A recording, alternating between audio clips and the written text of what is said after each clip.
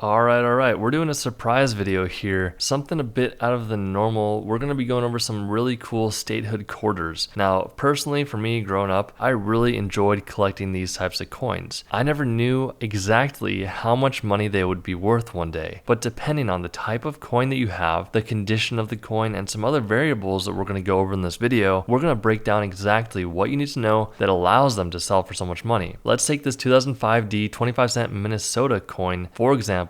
Very beautiful design on the back. You have some ducks in the water, the state on the left, and some tree line on the back. So this example right here has what we call a double die reverse, and there is an extra tree. So it is very small to see, and we're going to throw up a diagram here showing exactly what you need to look for on this 2005 Minnesota coin that has the extra tree. Do understand that this is a very rare mistake that happened. It's a double die reverse, which means the back or reverse of the coin is doubled in certain areas. This specific coin, because there's a DDR and the extra tree, sold for $192. Keep in mind, you must get that very high grade of a 68 in order to get this high of a value. But someone turned 25 cents into nearly 200 bucks. Whoa, what's going on with this one? It sold for $576. So personally, when it comes to collecting coins, this is one of my more favorite types of heirs to collect. This is a main state quarter, and you can tell right off the bat, the back of the coin has the wrong color. That's because it is missing the clad layer. So the whole top of the coin is completely missing. Now this is not something that you can do on your own with a tool or anything like that. It has to come from the factory just like this. So the big factor here is weighing the coin. You can see they put the weight of the coin 4.7 grams because it's missing that clad layer. And this coin didn't even get that nice of a grade. It did get the mint state grade, but a 62 is definitely on the lower end of that spectrum when it comes to mint state coins. This example sold for $576 because it is missing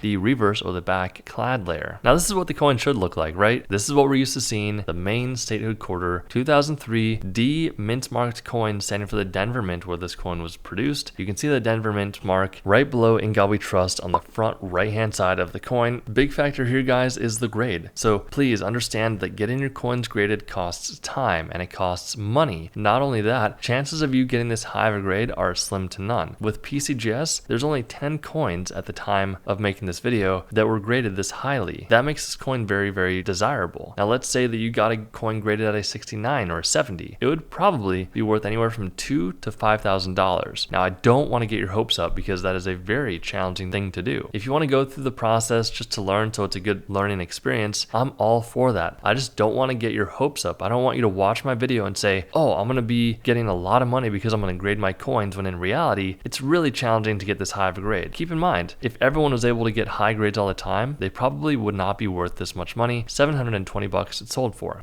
$900. This 2004 P 25-cent Wisconsin quarter graded by PCGS at a mint state 68. That's a lot of money for this coin. Now Wisconsin typically has what we want to look out for is on the back of the coin. This one has no extra leaf. It's not high, it's not low, there's no leaf at all. But you don't really need to worry about that just yet. What you need to know is that if you have a Wisconsin coin and it looks really, really nice and it's going to grade highly, there's a chance you can get 900 bucks for your coin. All right, this is a really pretty coin. I love the California Statehood Quarter. Really nice coin. You've got the bird flying on the back with a man in a hat and a rock in the background. Very, very beautiful coin. This one actually got the 70 grade, the perfect grade of 70. Very, very challenging. It does not happen whatsoever that often, but someone accomplished it. Someone got that high of a grade and they were able to sell it for $960. 1,020 bucks for this 2001 P PCGS graded mint state 69 North Carolina Statehood Quarter. You can see they're depicting the first flight on the back of this coin. Very collectible coin. However, the grade here at a 69 is only 1 point away from the per grade of 70. At the time of making this video, there's only 7 of these coins in this high of a grade. Very, very hard to get. 1,020 bucks. This is when things get pretty interesting, okay? So pay close attention. This Georgia Statehood quarter from 1999 has what we call an experimental planchet. So planchet is just the piece of metal that the coin is struck on. This one sold for $2,160 because it was struck on a piece of metal that the the US was experimenting with. Typically, these experimental planchets are really not supposed to go out into circulation, and if they are, they're closely regulated and watched to see how well they hold up in circulation. Typically, they'll do this if they want to get a different type of material on the coins to see how well it holds up in circulation, and for the pricing. You have to understand that making these coins is not cheap, especially the quantity that they do them in. So they're trying to cut areas, make things more efficient, more cost effective, but in this case, it should have never gotten out of the facility. You can see the very yellowish color here on this experimental planchet graded by PCGS at a mint state 65. It sold for $2,160. $6,000. Now earlier, you remember I was talking about an extra low leaf, extra high leaf, no leaf at all. This one is a 2004 D 25-cent Wisconsin quarter with the extra low leaf. Now we're going to show you the difference between the extra low, extra high, and no leaf at all. This is the example right here, low leaf. PCGS graded mint state 67. Very, very high grade for this low leaf example. That sold for $6,000. Wow, this is a really cool coin. So $7,200 for this 1999 P 25-cent New Jersey quarter. This one graded by PCGS at a mint state 68. Now right off the bat, you can tell the coin looks gold. However, that is not actually the case, or they definitely would have designated that on the holder. This was struck on, once again, an experimental planchet, a piece of metal they were experimenting with to see how it would hold up. This is a well struck design with apricot gold surfaces that looks immaculate. Very beautiful coin on this experimental planchet. This is an error. It should have never got out into circulation. It sold for $7,200. Looking at the back of the South Carolina Statehood quarter, what if I told you it sold for $66,000? Now that's a lot of money for this coin, okay? I don't know what type of people have that much money to spend on a quarter, but they're out there. People are paying tremendous amounts of money for these coins. Now the first thing you'll notice is the coloration is really, really wrong. Well, it makes sense, right? Because when you flip it over to the front, you can see this is actually a Sacagawea dollar, where the back was muled with a South Carolina quarter. This is a big mess up by the US Mint. There's a good chance this was done on purpose and it was never meant to get out into collectors' hands. Who knows if there's Mint employees doing something like this back in the day and they have a whole horde of them. The world may never actually know, but security measures have increased over time, and things like this, if you were to get caught doing something like that, I'm sure it would be punishable to a high extent because it's a government subsidized job, right? Working for the government US Mint, you have to be highly trustworthy to work there. But once again, this coin sold for $66,000 because it is a muled coin. Now, if you enjoyed this video, make sure you check out our completely free coin and currency ebook down below. We will see you guys in the next video.